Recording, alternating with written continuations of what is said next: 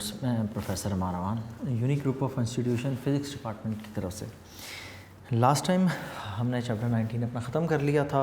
Next अब हमने start करने हैं चैप्टर 19 के एक्सरसाइज के शॉर्ट क्वेश्चंस हैं, अकॉर्डिंग टू स्मार्ट सिलेबस करवाए जा रहे हैं। और अब स्मार्ट सिलेबस के अंदर जो पहला शॉर्ट क्वेश्चन आपका शामिल है वो है 19.5। तो मैं आपको सबसे पहले करवा रहा हूँ जी 19.5। पहला शॉर्ट क्वेश्चन है जी 19.5 वाला। Since mass is a form of energy, मैंने आपको अभी बात बताई थी, mass is the concentrated form of energy, के मैस एनर्जी में भी कन्वर्ट हो सकता है, energy can also be converted into mass. So question ये पूछा गया है, since mass is the form of energy can we conclude that a compressed spring has more mass than the spring when it is not compressed. पहली बात तो ये है कि इस क्वेश्चन का मतलब क्या है। इस बात का मतलब ये है कि सपोज आपके पास एक स्प्रिंग है जिसके साथ आपने एक मैस को अटैच कर रखा है कुछ इस तरह। इस मैस को मैं इस स्प्रिंग को करता हूँ मैं कंप्रेस, मैस को मूव करवाते हैं लेफ़्ट साइड पे, तो अब मुझे सिचुएशन मिलती है कुछ इस तरह से।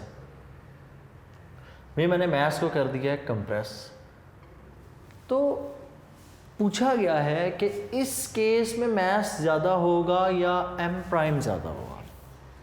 तो according to the concept M prime will be greater than M, ये तो कंफर्म है क्योंकि एनर्जी मैस में कन्वर्ट हो जाती है, mass can be converted into energy. तो अंडरस्टूड है यहाँ पर कि M prime will be greater than M. अगर एम प्राइम एम से ग्रेटर होगा तो कैसे? तो हमने ये बात पढ़ी थी कि जो एनर्जी का ताल्लुक है ना, एनर्जी स्प्रिंग के केस में इक्वल होती है E is equal to 1/2 kx²। इसका मतलब ये हुआ कि उस ऑब्जेक्ट के मैस के अंदर थोड़ा सा चेंज आ जाएगा, बिकॉज मैस, अब change in mass E is equal to mc², change in mass into c² is equal to 1/2 kx²। Change in mass कितना आएगा? Change in mass will be equal to 1/2 kx² divide by c²। Mass के अंदर change तो आएगा, ये तो understood है, देखने से पता लग रहा है, लेकिन वो डिवाइड वाला फैक्टर देखें वो कितना है, that is 9 × 10⁻16, because c speed of light 3 × 10⁸ square लेंगे तो 9 × 10⁻16। इतना बड़ा फैक्टर जब आप डिवाइड करेंगे ना तो आपको चेंज इन मैस ना होने के बराबर मिलेगा। तो यहाँ पर हम कंक्लूड क्या करते हैं? हम कंक्लूड ये करते हैं कि there will be a increase in mass, there will be an increase in mass, but it is very small, it is very small as much कि आप उसको कर ही नहीं सकते डिटेक्ट। तो जब डिटेक्ट नहीं कर सकते तो फिर मैस में इंक्रीज लिखना क्यों है? तो एक कॉन्सेप्ट यही है कि मैस इंक्रीज होता है लेकिन वो इतना थोड़ा इंक्रीज है कि उसको हम डिटेक्ट नहीं कर सकते। सो ये था आपका 19.5 का आंसर। आप चाहें तो इसके अंदर डायग्राम नाम बनाइएगा, मैथमेटिकल उसमें ज़रूर लिख लीजिए। नेक्स्ट इसमें शॉर्ट क्वेश्चन नंबर 6 है 19.6। A solid is heated and begins to glow, why does it first appears red? Next short question 19.6 कि आपने एक सॉलिड को हीट किया, हीट करने पर सबसे पहले जो कलर आपको शो होता है दैट इज़ रेड। कोई और कलर क्यों नहीं शो होता? वेल, वेन्स डिस्प्लेसमेंट लॉ को ज़रा रिकॉल कीजिए, क्या पढ़ा था उसमें? उसमें हमने ये पढ़ा था कि जब आप एनर्जी चेंज करते जाते हैं तो वेवलेंथ की वैल्यू भी क्या हो जाती है? चेंज, और एक स्पेसिफिक टाइम के ऊपर एक वेवलेंथ प्रोमिनेंट हो जाती है। मेरी बॉडी में से हीट निकल रही है, उसका तो कोई कलर नहीं शो होता, व्हाई इज इट सो?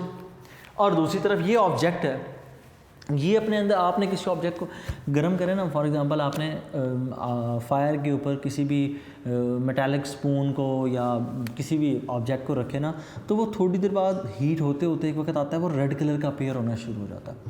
वो पहला कलर जो अपीयर होता है वो रेड ही क्यों?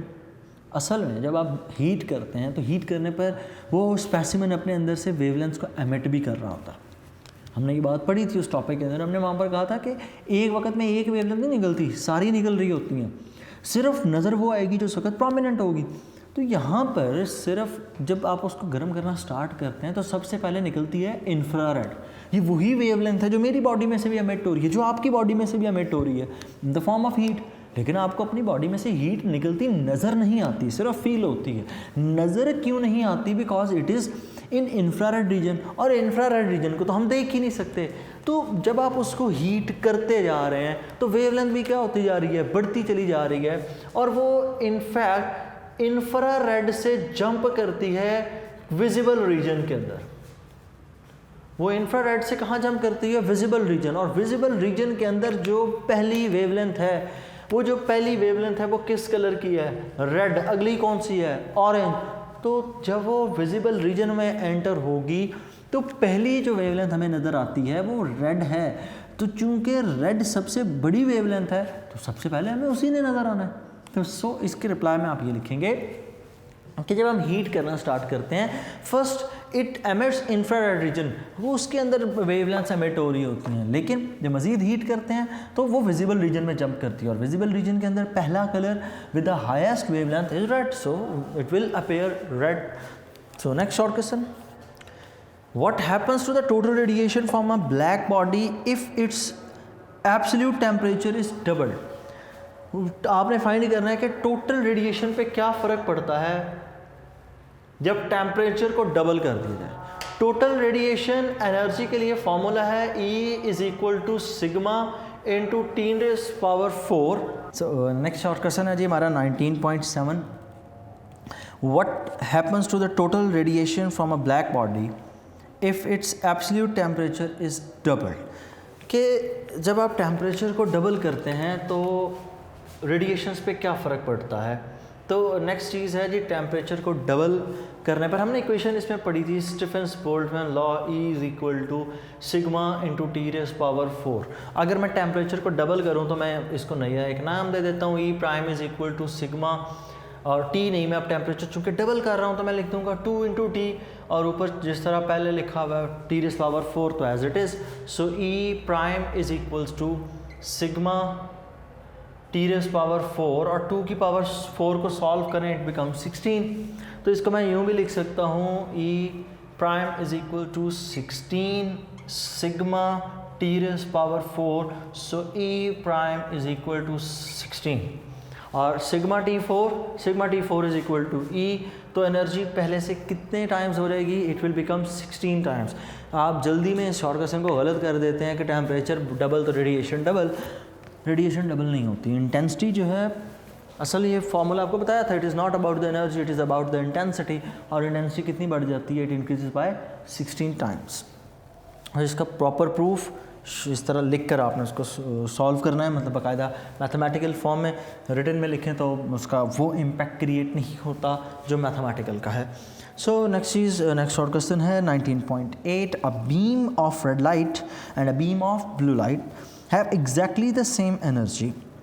Which beam contains the greater number of photons? Red और ब्लू, इन दोनों की एनर्जी तो सेम नहीं होती।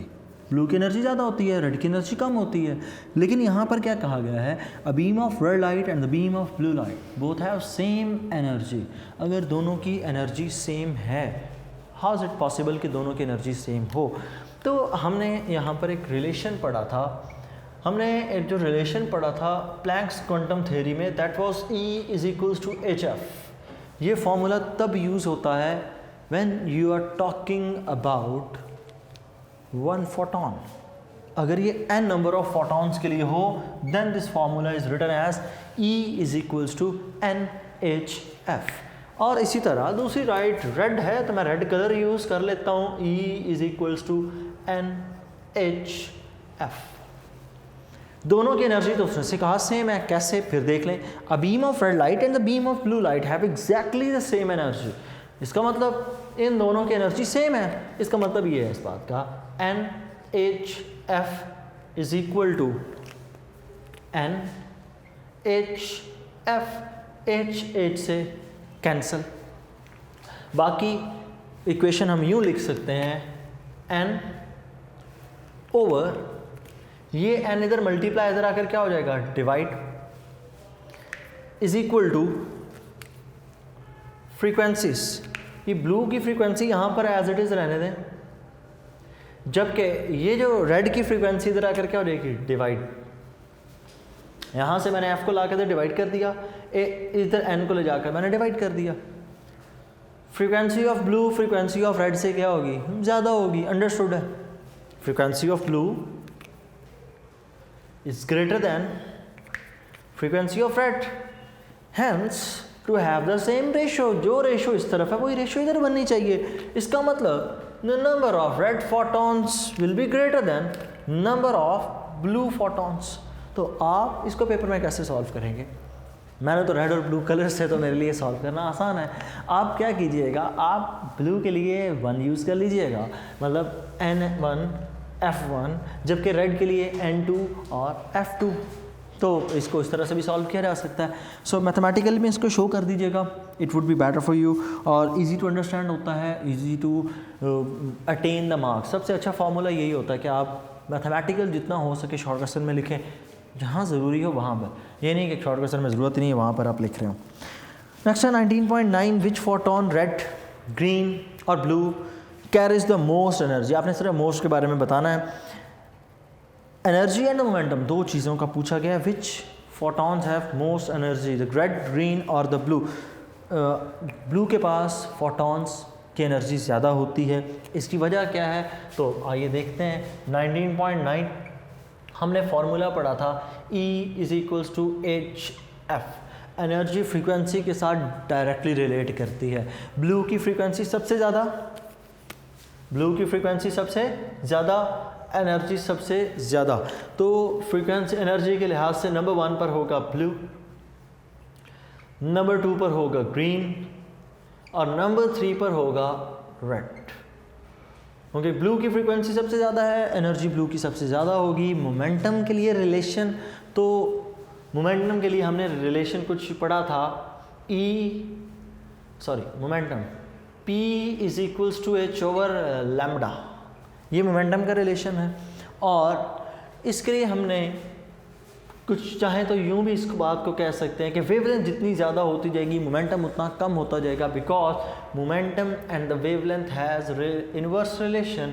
तो ब्लू का मोमेंटम सबसे ज़्यादा, ग्रीन का मोमेंटम दूसरे नंबर पर और रेड का मोमेंटम तीसरे नंबर पर। मतलब जो ट्रेंड आप एनर्जी में फॉलो कर रहे हैं, सेम वही ट्रेंड मोमेंटम में भी फॉलो किया जाएगा, बिकॉज एनर्जी और मोमेंटम दोनों सेम तरह से डिपेंड करती हैं वेवलेंथ और फ्रीक्वेंसी के ऊपर।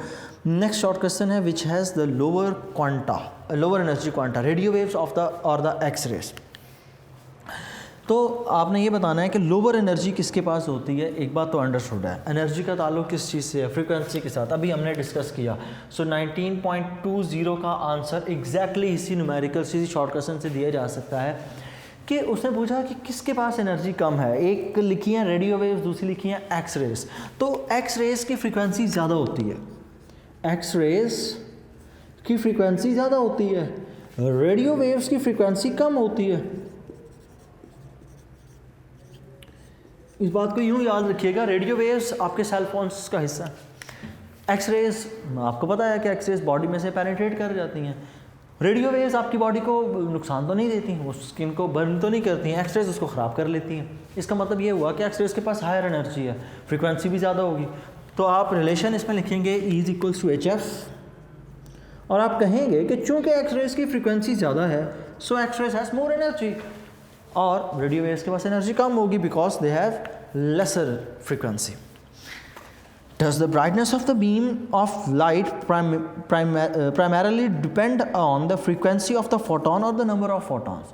मतलब क्वेश्चन ये पूछा गया है कि brightness of the beam intensity पे डिपेंड करती है, फ्रीक्वेंसी पे डिपेंड करती है, या नंबर ऑफ फोटॉन्स पे डिपेंड करती है। इंटेंसिटी, ब्राइटनेस ये फोटो इलेक्ट्रिक इफेक्ट से शॉर्ट क्वेश्चन लिया गया है। तो वहाँ पर हमने ये बात पढ़ी थी कि जब हम ब्राइट लाइट यूज़ करते हैं तो ज़्यादा इलेक्ट्रॉन्स एमिट होते हैं, जब हम डिम लाइट यूज़ करते हैं तो इलेक्ट्रॉन्स कम एमिट होते हैं। अब इलेक्ट्रॉन्स कम एमिट होना या ज़्यादा एमिट होना क्या शो करता है? इलेक्ट्रॉन ये शो करता है, ये बात ये शो करती है कि जितने ज़्यादा इलेक्ट्रॉन्स एमिट हो रहे हैं, फोटॉन्स उतने ज़्यादा हैं। So brightness means number of photon. Frequency का मतलब फोटॉन की तादाद नहीं है, फ्रीक्वेंसी का मतलब होता है एनर्जी ऑफ द इलेक्ट्रॉन्स, कि जो electrons energy of the photons, कि जो फोटॉन इंसिडेंट हो रहे हैं जाके इलेक्ट्रॉन के ऊपर, उनकी एनर्जी कितनी। सो फ्रीक्वेंसी का ताल्लुक है एनर्जी के साथ। जबकि ब्राइटनेस का ताल्लुक किस चीज़ से, इंटेंसिटी के साथ। So number of photon depend upon the intensity means brightness of the light. When a ultraviolet light falls on a certain diodes, visible light is emitted. Ultraviolet के पास हाई फ्रिक्वेंसी होती है, तो उसमें से विजिबल लाइट कैसे निकलती है? जाहिर बात है, जब वो उस डाई के ऊपर सपोज, इस क्वेश्चन का मतलब ये है कि आपने इस सब्सटेंस के ऊपर आपने अल्ट्रावायलेट लाइट को इंसिडेंट किया। जब अल्ट्रावायलेट लाइट को आप इंसिडेंट करते हैं, ये रिफ्लेक्ट होती है, तो आपको कलर्स अपेयर होते हैं। ये कलर क्यों अपेयर हुआ? उसकी वजह ये है, अल्ट्रावायलेट उस लाइट उस सब्सटेंस के ऊपर हिट की, सब्सटेंस के ऊपर हिट करने के बाद उसने उन इलेक्ट्रॉन्स को एक्साइट किया जो इस सब्सटेंस का हिस्सा है। अब ये इलेक्ट्रॉन्स लोअर एनर्जी लेवल से जंप करके हायर में चले गए। जब ये लाइट आपने यूवी ख़त्म की तो ये इलेक्ट्रॉन जंप करके वापस आते हैं ग्राउंड स्टेट पे, साथ एनर्जी को रिलीज़ करते हैं। According to Bohr model of atom, when an electron moves from lower to higher orbit, it absorbs energy, and when it comes from the higher to the lower orbit, it releases energy. यहाँ पर energy होती है release, और जब ये energy release होती है, it comes out in the form of visible region, तो हमें यहाँ पर कलर नज़र आते हैं। शॉर्ट क्वेश्चन का दूसरा हिस्सा अब वो ये कि why does this not happens when the infrared light falls on these dyes? जब इंफ्रारेड तो हमें आम हालात में नज़र नहीं आती, जब इंफ्रारेड हमें नज़र नहीं आती, उसकी एनर्जी कम है, उसकी तो विजिबल रीजन से भी कम है। अगर आपको ट्रेंड याद हो तो सबसे पहले आता है इंफ्रारेड, फिर आता है विजिबल रीजन। इस पोर्शन में हम देख सकते हैं, ना इससे पीछे ना इससे हम आगे देख सकते हैं। तो इंफ्रारेड तो किसी सूरत में इलेक्ट्रॉन्स को इतना एक्साइट नहीं ना कर सकती कि आपको उसमें कलर्स शो हों, क्योंकि उतनी एनर्जी उनके पास है ही नहीं जो विजिबल रीजन तक वो पहुंच सकें। अगर इलेक्ट्रॉन ग्राउंड से किसी अपर लेवल तक पहुंच भी गया तो इतना ऊपर नहीं जाएगा कि रिलीज जंप वापस जंप करते हुए कि हमें विजिबल रीजन दे सके। तो ये इस शॉर्ट क्वेश्चन का आंसर है। Will bright light eject more electrons from the metal surface than the dimmer light of the same colour? Yes, bright light हमेशा, सवाल ये है किस केस में ज़्यादा नंबर ऑफ इलेक्ट्रॉन्स एमिट होंगे, in the case of bright light और in the case of dim light. अभी हमने ब्राइट लाइट के बारे में ये पढ़ा, bright light means greater number of photons. तो फोटॉन जितने ज़्यादा हुए, तादाद जितनी ज़्यादा हुई, इलेक्ट्रॉन उतने ज़्यादा एमिट होंगे। बिकॉज इलेक्ट्रॉन एमिट कैसे होता है, वो फोटॉन जाकर हिट करता है, मोमेंटम ट्रांसफ़र होता है और इलेक्ट्रॉन को वो पुल आउट कर देता है उसकी शेल में से।